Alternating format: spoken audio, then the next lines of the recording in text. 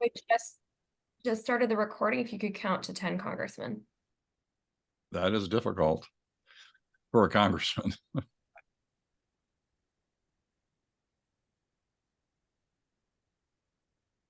Greetings. My name is John Porter, and welcome to another very special edition of Politics Aside. The purpose of these interviews is to talk to individuals that I think are changing the world in many different ways, bringing them to you live to hear about their expertise, but also a friend to not only to the Porter Group, but our whole team here in Washington, D.C. There are key things that we've been talking about in a series, and that is the funding of our national security. Is it enough? Is it too much? We're also today going to take it to a next level, and we're going to talk about the role of venture capital and how it can play in the defense innovation, why we should do it and why we're not as much as we ought to be. And I guess bottom line is, do we need both venture capital dollars as well as congressional spending and, of course, administrative spending? So today, a special guest, we have Mike MacKay, who I'm going to get into more details here in a moment with his incredible background. And then Nate Fiala, who is with the Porter Group here in D.C., who was a specialist in the area of defense. First of all, Mike, congratulations for your many years of serving the country, but we're proud of you and want to say thank you. Oh my gosh, 20 plus years in the Marine Special Operations Command. Bless your time in the Senate. We won't hold that against you. And as a national security advisor to Senator Ernst from Iowa, and also on the Senate Armed Services Committee. Also, I'll give you big points for working with a good friend of mine as well, and that is Chairman Ken Calvert from California as National Security Advisor. And prior to that, Chief of Staff and Congressional Liaison to the Assistant Secretary of Defense for Special Operations and Low Intensity Conflict in the Department of Defense. And I'll be honest with you, Mike, I have to put all these titles together because I know they all really matter. But thank you for your public service. And more importantly, thank you for being here today. So I really want to start with Nate. Things are happening here every day on Capitol Hill in Washington, D.C., if not around the world. But what's happening on the Hill when it comes to the national security, national defense, and the funding world? Yeah, thank you, Congressman. First, I'd like to say hi to Mike. Mike, you and I first met when we were both working in the Department of Defense in the policy shop. I was working for the Undersecretary, and you were the Chief of Staff to the ASD for SOLIC. So it's great to see you again and great to have you on. Appreciate it. You too, Nate. Thanks. And thanks, Congressman. I really appreciate this opportunity. And boy, did you pick a good day to do this one. I guess we should put that in perspective. It is snowing, and for whoever's tuning in tomorrow or next week, it's snowing today in Washington, D.C. So thank you. Great day to be inside. Yeah.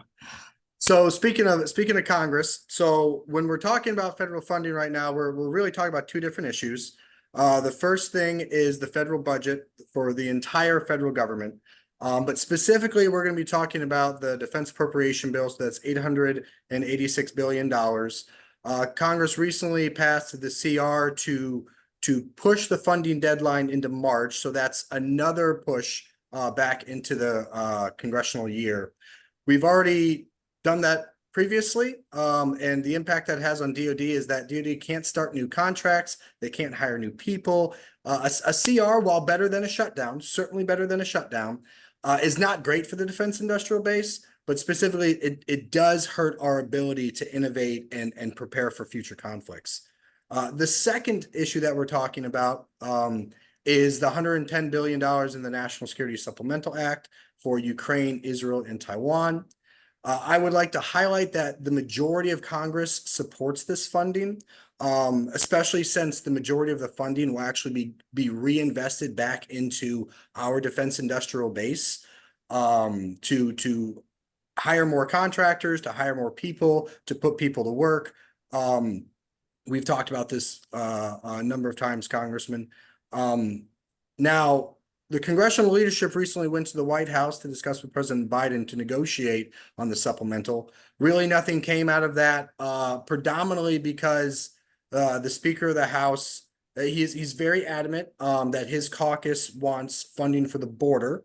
and that he's not willing to put the bill forward until the border funding is included in the supplemental.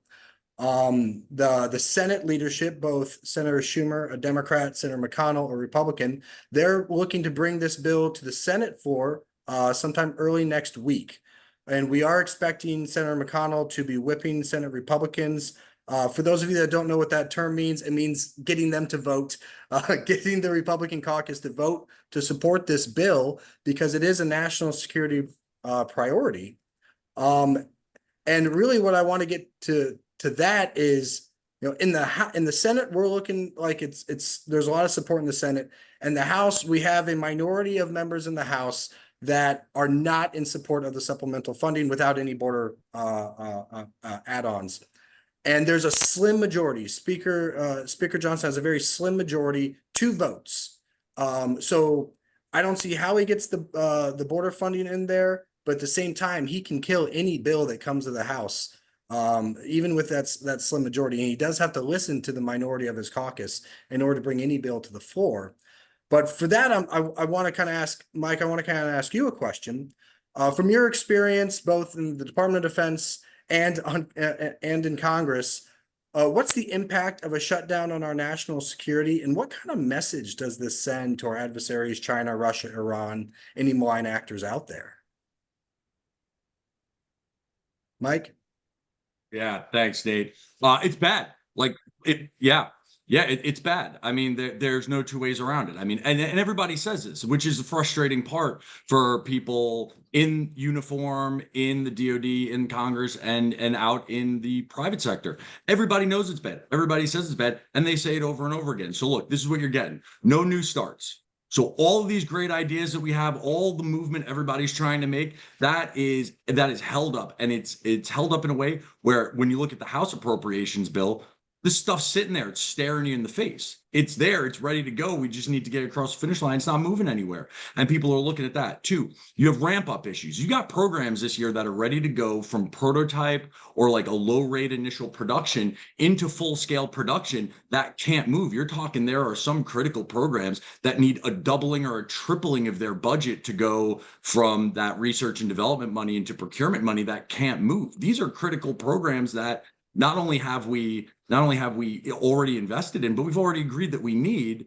And because we're in a CR, just nothing moves. Beyond that, to dig a little bit deeper, it creates contracting chaos and terrible behavior in the Department of Defense, and with no malintent, right? You're trying to figure out how to spend a year's worth of funding in 6 months. They have obligation and expenditure schedules. They can't just dump money into programs day one.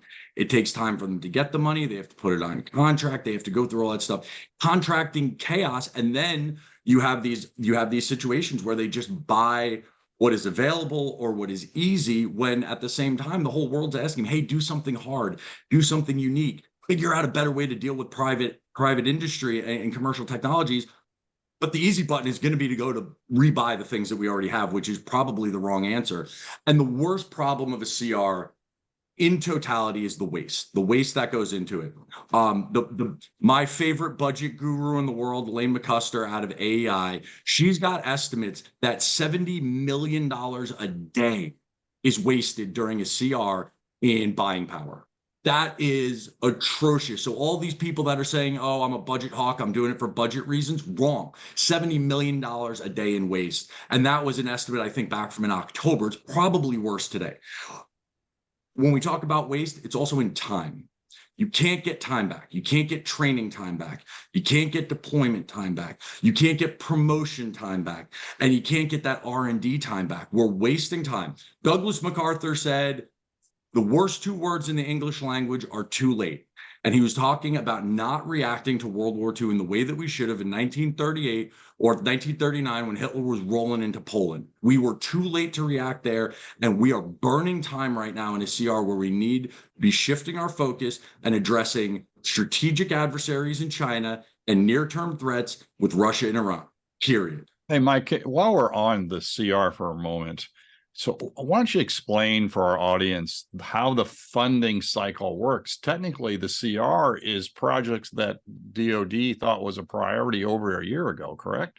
and things are also changing dramatically. So the CR, as we see it, today, tomorrow, whenever, and the supplemental, but we're actually acting upon, Congress is acting upon priorities of 18 months ago. Worse than that. Worse than that, Congressman. So when you look at what's known as the PPB, the planning, programming, budgeting, and execution cycle of the Department of Defense, they are planning right now for 3 and 4 years ahead.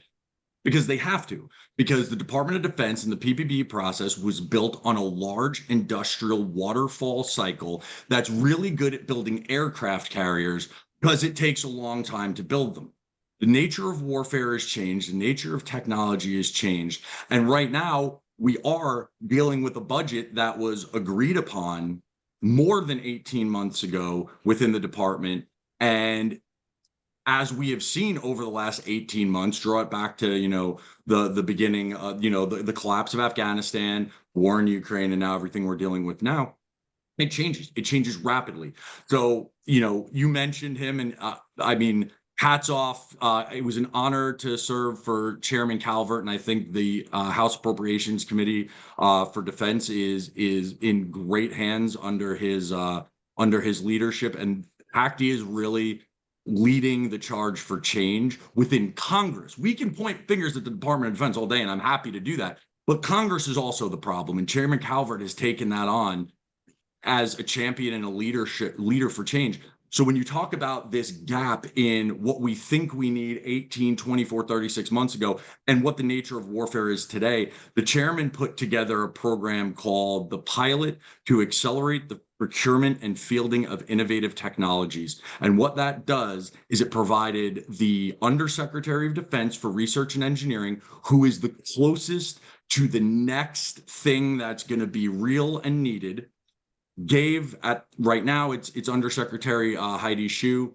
This bill has $300 million in agile procurement funding, so she can say these are the top things that we need in the department. We didn't know we needed them yesterday. We need them today. Awards from $10 to $50 million to really go from prototype and low rate initial production to scale at quantity, which is what the industry needs to see in procurement dollars and contracts. And there's an agreement within the department that you can only submit projects for this funding that you've already allocated in your out years budgeting, but you need to slide to the left to meet the moment of the day. Genius, but it's a Band-Aid. Everything in the DoD in essence, needs to it work provides like an that. opportunity to, again, if we're talking 3-4 years ago, adding to that 18 months where some of these things are 5-6 years old or proposals, but this, as you are describing, provides opportunities for today through that funding of things that are happening on the in national security today. That's what you're saying. Absolutely. But again, everything is hindered by this CR. It was 200 million last year. It's great. They made some great awards. I'm pretty sure they're about to do their next set of awards. They got $300 million sitting in there right now, and I'm sure they want to use that. Yeah. Well, I guess we're on the topic of spending monies.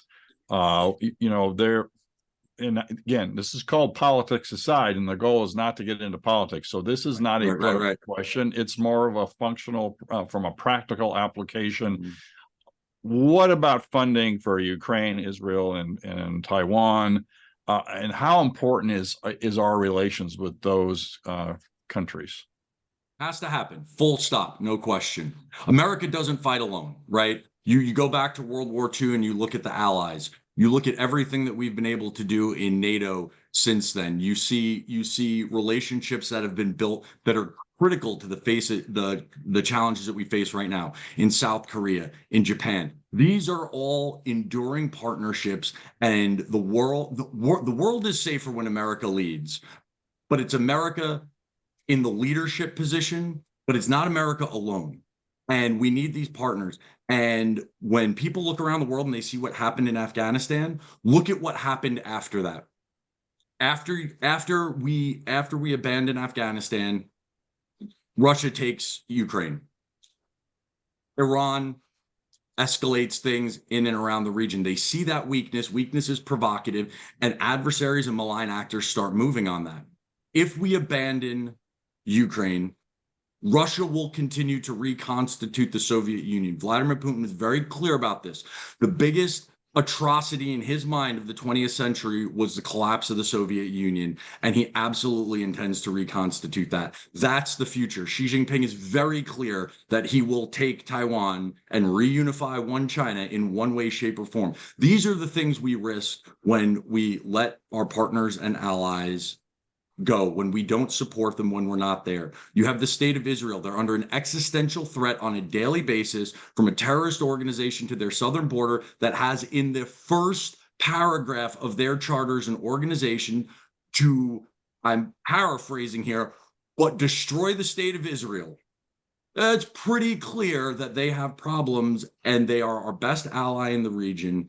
And we need to be there, and we need to support them, because America needs to lead, because the world falls into chaos when we don't.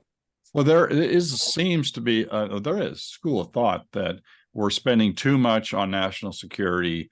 And by the way, you're just creating another Afghanistan by spending more, and we should be spending money on more programs here within the U.S. And of course, as we've had these discussions prior to this program as well, that a lot of the spending is really happening in the congressional districts across the country. But we do hear that possibly that we're spending too much. Are we spending too much on national security?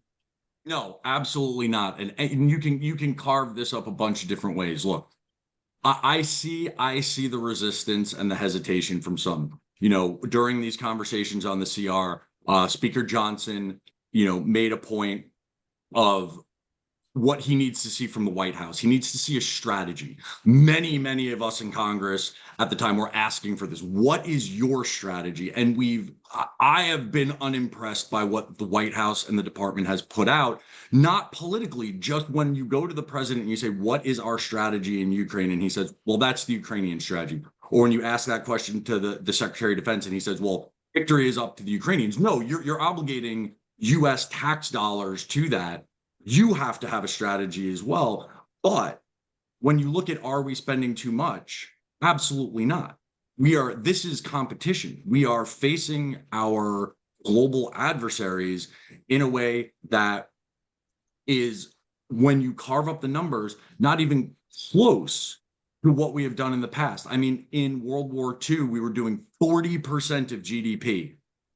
Today, I think what are we talking about? 2.5%, 2.7%? 2.7%. I would much rather compete at a cost figure of 2.7% GDP than have to fight World War III at 40%.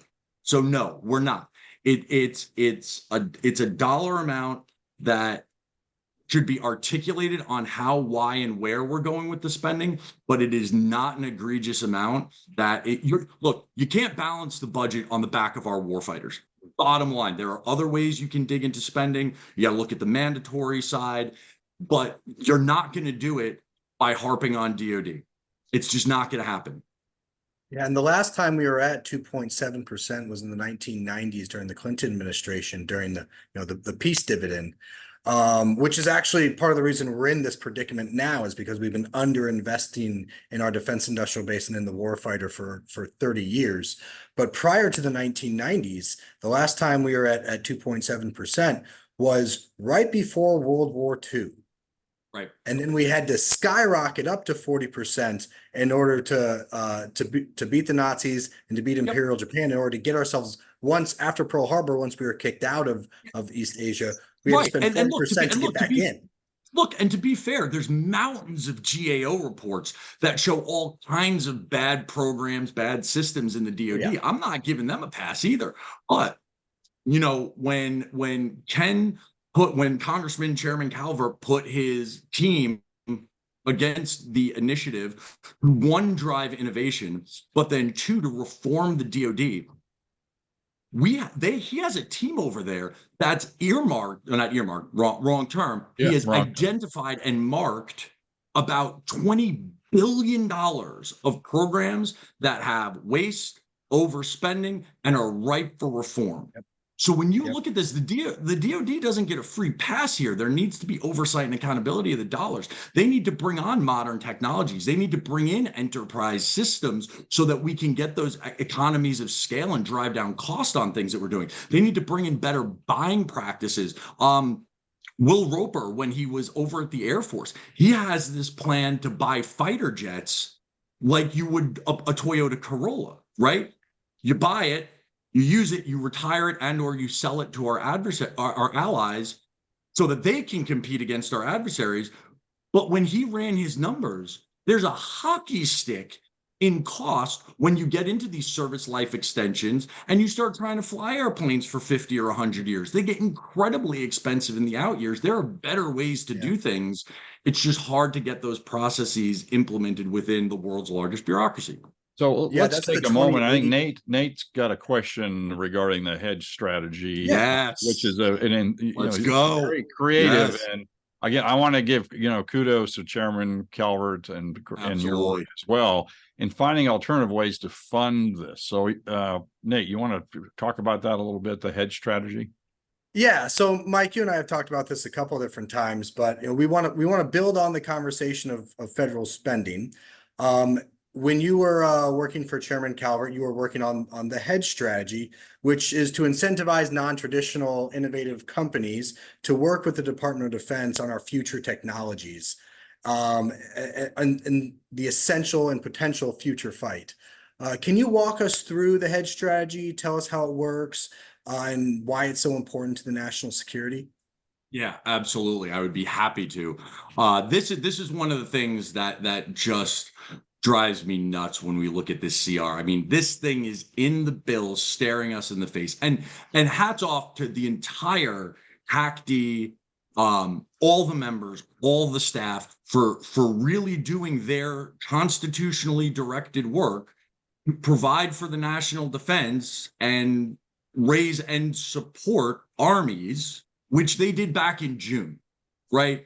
Their bill was done in June. The Defense Appropriations bill in the House was done on time to meet our fiscal year requirements and the constitutional requirements. This is in there and it's staring us in the face. So what it does is this year, the DoD did a really great job of elevating the director of the Defense Innovation Unit to a Secretary of Defense direct report.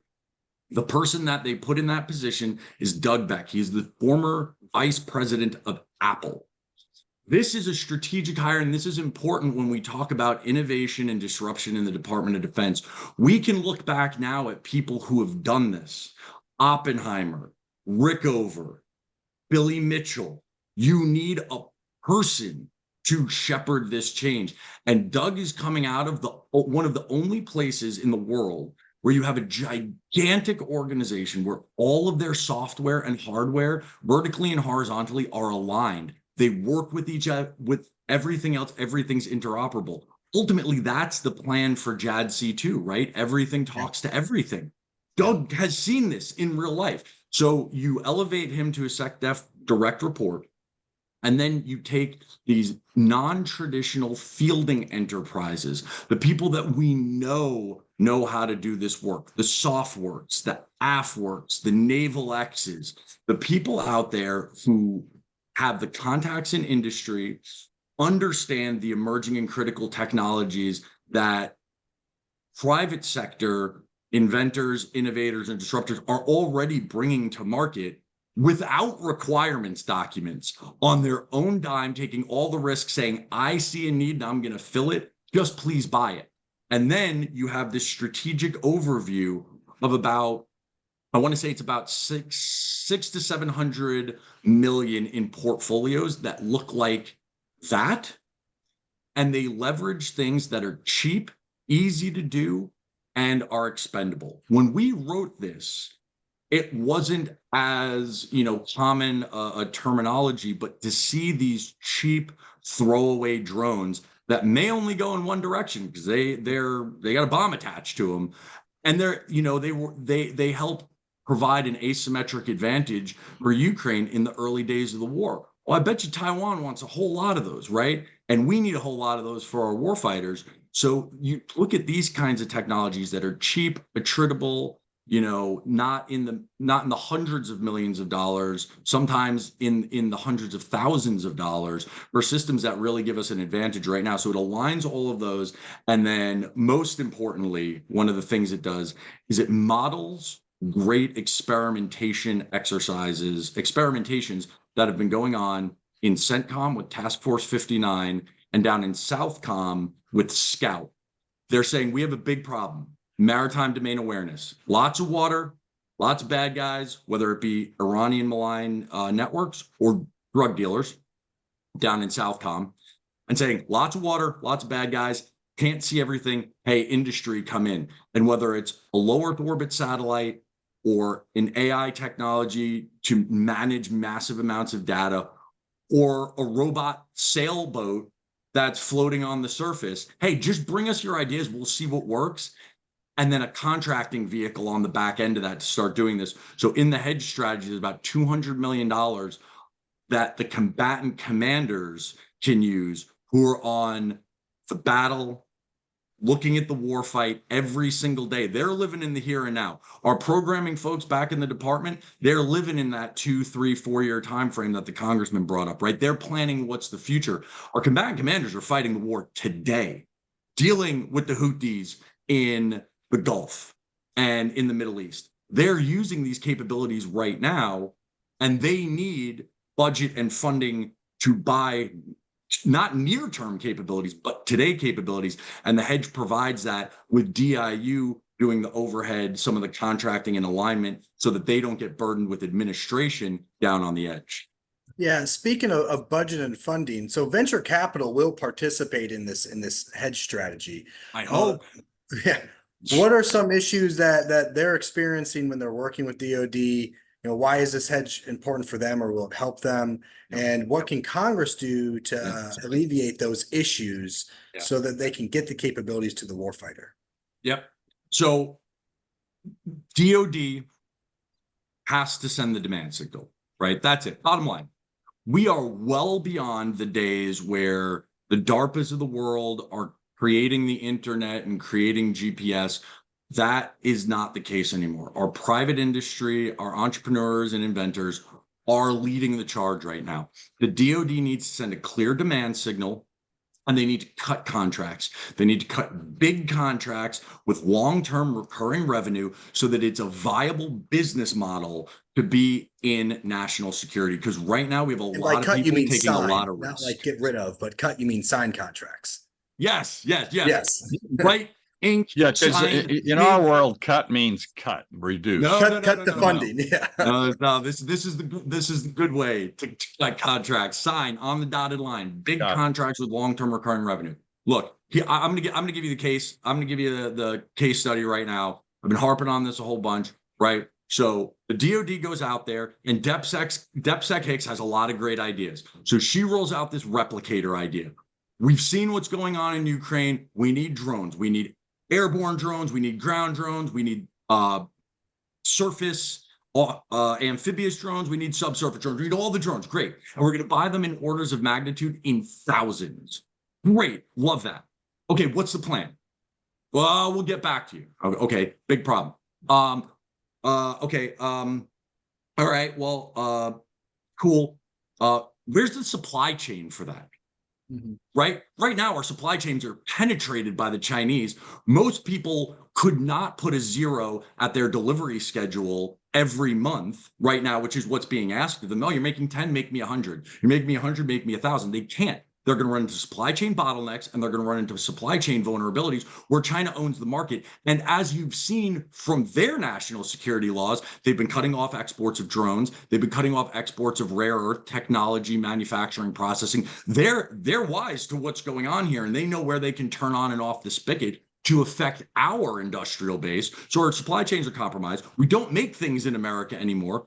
When we mobilized Detroit in 1940, manufacturing was something like 30% of our GDP. Now it's in like single digits. We just don't make things in America anymore. We've offshored that. You want orders of magnitude? We need to bring that back to the United States or friendshore it in our places. You need those quantities of scale that we just don't have the ability to create right now. A lot of people are trying to get after it, but the DoD needs to support that. Well, Mike, may I Well, ask just for yes. clarification? So Yes, please. you have the hedge strategy, which it seems to make a lot of sense, given the opportunity to Yep. explain it, especially with the increasing threats and different technology happening every day. So that's one piece, is the hedge Yep. strategy. And Yep. what you're suggesting is to assist funding, venture capital should be able to participate, correct? Yep. And what's going on with Replicator right now is I'm hearing from all kinds of people out in industry. They are so frustrated. We have the Deputy Secretary of Defense saying we're going to buy drones in the orders of thousands of each. And their first tranche of awards is done behind closed doors without industry input. And they are furious. The first time they see a clear demand signal for what they should be investing in, most of the real players in this, the innovative, disruptive companies, were not at the table. They didn't know what the requirements were, and they were cut out of the first tranche. And now it's a mea culpa. Oh, hey, we'll get you on tranche 2. Maybe we'll bring you in. Now they're doing the visits. Now they're getting out there. But this thing was baked before they did it. And people are going, I've been asking for this for years. And then you go about your old way of doing it, just giving it to people that you feel like giving it to. Like this, the Replicator has to work. Look, since the War of 1812, we have never faced an adversary that is superior economically and by population, right? China's got 4 times as many people than us. Replicator has to work. We have to have that asymmetric advantage. But industry needs to be involved. They need to be at the table. They need to know what the requirements are. And then again, they need to cut those contracts that give the stability and the confidence in the industry to drive in that private capital. I've seen estimates that there's $1 trillion between VC and private equity that is liquid in today's market, that is dying to be invested in national security. But why is it, Mike, has it been so difficult for venture capital? What are there rules in place that prevent it? Is that what you're saying? It is. Or makes it too complicated? Well, look, so I saw VC get involved with what we call the Small Business Innovation Research Program, SBIR. right? These are awards, right? The SBIR, these are awards are about $1 million, and they're funding prototypes. And we saw VC money go into these prototypes, but SBIR has no requirement to actually buy it on the other end. So they invest in these companies. If I remember right, there are 3 stages of SBIRs. There are 3 stages. Is basically a technical assessment, a research project. The phase 2 is the delivery of a completed prototype. And then the phase 3 is the large contracts that we're talking about, moving into scale and quantity. But there is no requirement to move to phase 3. So we have a lot of prototypes sitting on the shelf collecting dust. And maybe even get to 3, something you may not have. But also the purpose of, if I recall, with the SBIRs is small business, because there are these mega corporations, bless them, that are very involved in defense, in the defense world. But also the SBIRs were to help the smaller businesses get at the table, right? The tagline for SBIR. Right. The tagline for SBIR is America's Seed Fund. And venture capital approached it in that exact way. They said, okay, we are seed funding technologies and companies that are going to grow and scale. And they found out over time that there was not a guaranteed scale on the back end of this. So they've had to find ways to get into large programs of record, which are dominated by the primes. And it's a difficult situation. And we've had great companies that are led by very eccentric, very well capitalized billionaires who've had exits from other great companies, and they're able to do that. Not everybody is capable of doing that. And getting to those large contracts and long-term recurring revenue has been increasingly difficult for the VC world, which is why they're skeptical on this, which is why they're angry at Replicator, because they saw that as the quantity that they need to make a viable business investment. And now they're questioning the program. And if I also understand correctly, a number of states and even local economic development authorities across the country are trying to come in and help fund these projects that are through the SBIRs, right? And so what I hear you saying is, even though the venture capital world may be able to help even some of the states and the more regional economic development authorities to help fund some of these projects?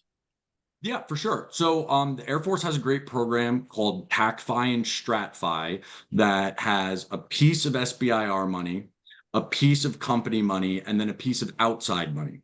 So you can see that you have the brother or sister to SBIR, which is STTR, that is focused on research institutions and universities.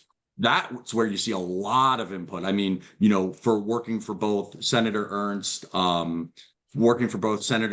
and Chairman Calvert, you're getting into these universities with their engineering departments, their science and technology, and you're seeing cost sharing across these early stage investments and developments of really game-changing and emerging technologies. And there are all these kinds of ways. We are not short on great ideas, great innovation, and technology. What we are short on is a Department of Defense that is willing to say, I see that, we need it, and we need a lot of it, and cut those checks. That's why DIU has been so successful in the ways that they've been employing their other transaction authorities that allow them to engage with the commercial market in the same way you do when you go out to buy whatever you're going to buy probably today or tomorrow once we get out of this snow, right? They're able to cut contracts within the course of weeks and get capabilities. That's where we need to focus, and we need to have those types of business processes in the department for our emerging needs. And Mike, we only really have a couple moments left, but before we lose this opportunity to quiz your great knowledge, and that is your experience in special operations. Are there some within DoD or in Congress that want to reduce or eliminate special operations? And can you tell me what's happening with special ops? The Army has a concerted effort right now to reduce their special operations population by approximately 3,000 people. And they are wrong. They are wrong in every way and sense of the word. And I couldn't be more bullish on that. And there are kinetic special ops, and then there's also corrections that not being discussed from Green Berets on to that the more of the intelligence community as well. Yep. Within So, special ops, right? Yep. So what we're seeing here is we have a national defense strategy that says we need to win in competition. You have an irregular warfare annex to the national defense strategy that my old office put together and said, hey, this is how we win in competition. You have the joint staff putting out a document called the Joint Concept for Competing, which is a brilliant base framework for how we win in competition. But at the same time, the Army's saying, we can't do recruiting. The Army of the future is different. We don't need as much soft. You know where they're cutting? They're not cutting Green Berets. You know where they're cutting? They're cutting enablers. You know what enablers mean? Psychological operations, the folks that help us win in competition. Civil affairs, the folks that help us win in competition.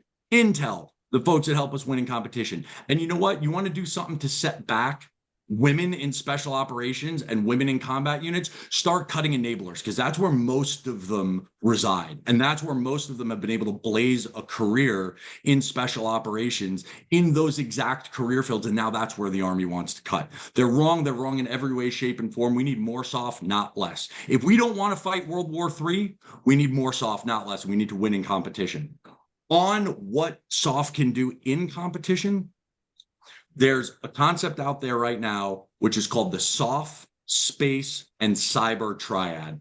And I would encourage everybody watching this to watch General Hawk's confirmation in the Senate Armed Services Committee. He is the new cybercom commander, and he takes a good 3 to 5 minutes to explain why he can't do his job without special operations. Because whether you're talking to access or understanding of adversarial space capabilities or cyber capabilities, it takes humans who go out, figure out those things, create dilemmas, complexity, and confusion for the adversaries. And the only one that can provide that placement and access for our exquisite capabilities are special operations. More, not less.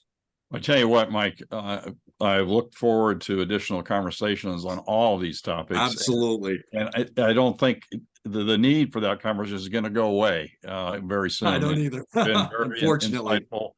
And we appreciate it. And again, my best to your former bosses who I Absolutely. work with all the time, but certainly to you for your public service. We appreciate it. We're proud of you. Thank you for your time today. Nate, thank you for inviting Mike to be a part of our program. All the best to Thanks. everyone. Take Thank care. you, Congressman. Thanks, Nate. Appreciate it. Bye now. Thank you.